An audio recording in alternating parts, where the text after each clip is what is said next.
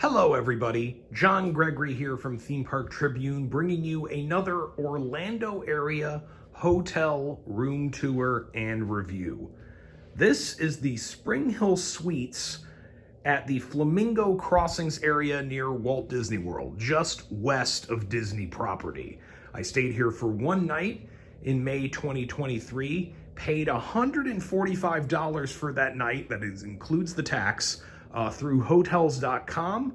And so let me take you around the room, give you my thoughts on it, and whether it is right for you and your family when you stay at, or near, rather, Walt Disney World. So these hotels, at least this Springhill Suites and its neighbors, are part of a newer development near Disney World. These only opened a few years ago, so you're getting very new properties, but familiar brands offering some kind of budget experience near Disney without those on-site perks, but being just off property. I mean, you drive 2 minutes east and you're passing under one of the Welcome to Walt Disney World signs. And if you need a little more space, you're willing to stay off-site, especially if you have a car to get you to and from the theme parks. This could be a really viable option, and if you just like a little more room for less money, well, you're gonna get it here. So let me take you around the space. You come in through this door over here and into this living room sort of area that doubles as a fold-out couch, as you would expect it would, and gives you a little more space if you're traveling with a kid, just someone extra, or people who don't want to share a bed together. You can use this space and save some money and get something bigger than what you can get on Disney World property at a Disney-owned hotel for offering, sleeping that many people in separate beds and in separate kind of little bit of a sequestered sleeping space over here. So you got that couch, you got this table in the middle that can move out of the way if you want to use the fold out. The TV is shared between the main sleeping area and where I'm standing. That isn't the greatest compromise here because they can't both watch it at both angles. People, if someone's in the bed, someone's on the couch, they can't watch it at the same time, at least not without both of them being able to hardly see thanks to sight lines. But it's serving a function. It would be very nice to be able to tilt that if you're just staying here as a couple or solo like me, you want to eat over here, you can do that, turn it back towards the bed when you sleep. Pretty nice. Over by the entryway, and pardon my stuff being all strewn about, you've got your microwave, you got your coffee maker, not a K-cup brewer, you will note, and your ice bucket, a few cups, along with the mini fridge.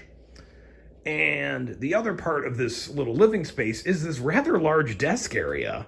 It's pretty nice, pretty sizable. And it comes with, not only does it serve to sort of divide up the room, it comes with these sliding partitions that you can actually then look out onto the bedroom if you want to. Not sure precisely why you'd want to, but it's nifty.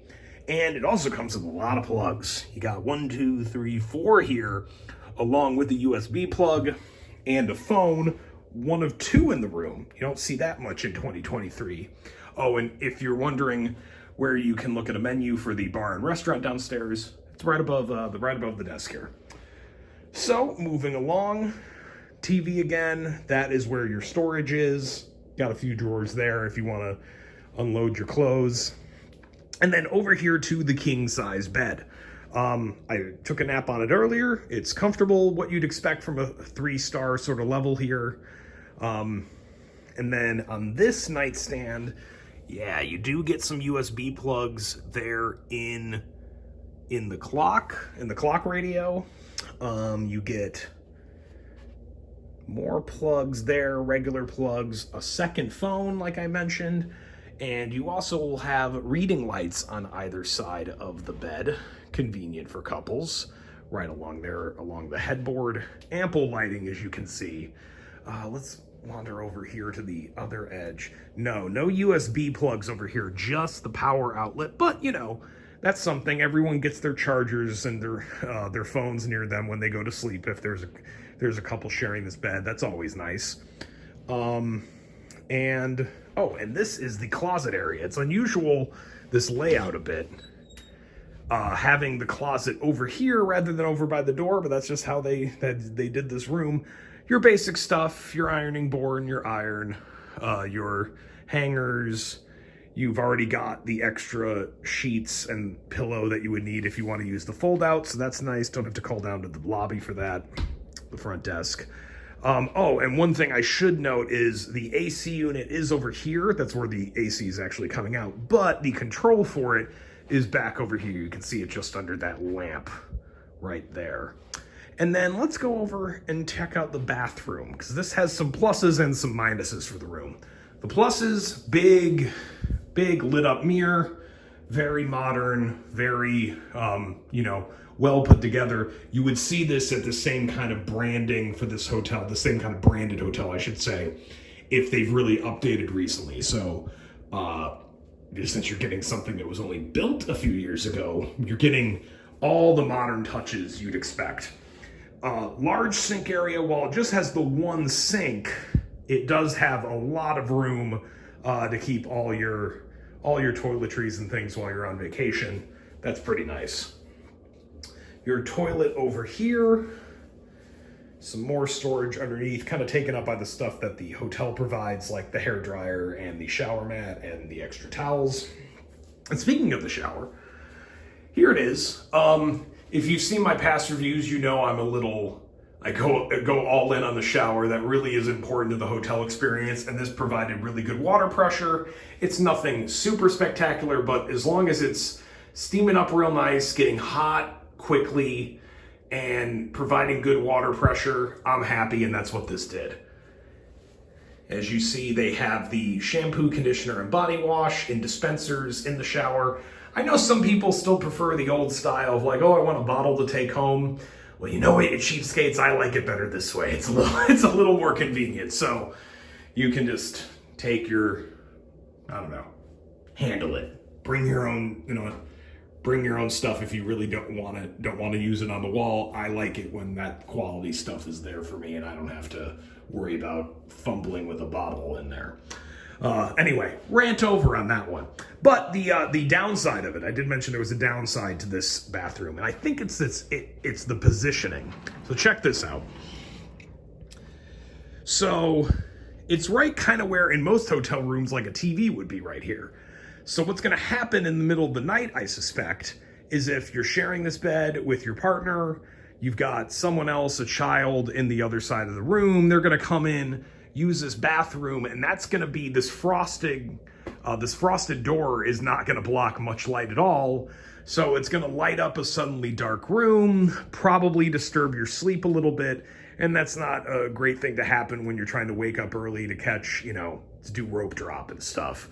So I understand that's kind of the only way you could do this design, but maybe leave the frosted door out because that just lets the light bleed in. I don't like room designs when you have something that is designed for multiple people to stay in and they don't consider how those multiple people can best not disturb each other when they're sleeping, and having a light shine right at you through this frosted door is bound to wake up a light sleeper like that. So a small foible, but one nonetheless. So overall thoughts on this hotel, though, I gotta say, if you can do without the on-site perks, it doesn't get much better than this. And especially if you get that price point down closer to $100, $160, $70-ish, you're starting to get into where in most times of the year you could probably do an all-star. And as much as I don't like the all-star experience when it comes to the actual hotel, getting those Disney perks, if you're have to pay an extra $20 or $30 and you're not in a big family trying to stuff into one of those small rooms, just go ahead and do it. But if you're talking like This is an option you can get for 110, 120. Oh, do it. A much more comfortable room, a really nice hotel experience overall, a much better pool than you'd ever consider or you'd ever expect to get from a hotel at this level with this branding. They really did it up nicely here, and it shows how modern, how recent everything is in this hotel.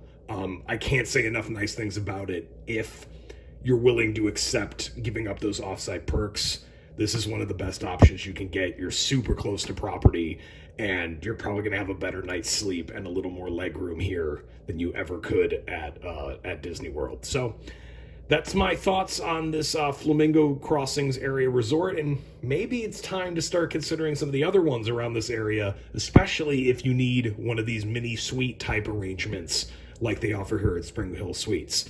Check out more reviews all on my channel on themeparktribune.com, where I cover the latest theme park news, all the big reviews of new rides, the newest coasters, and everything in Orlando, California, and beyond. Take care, everybody.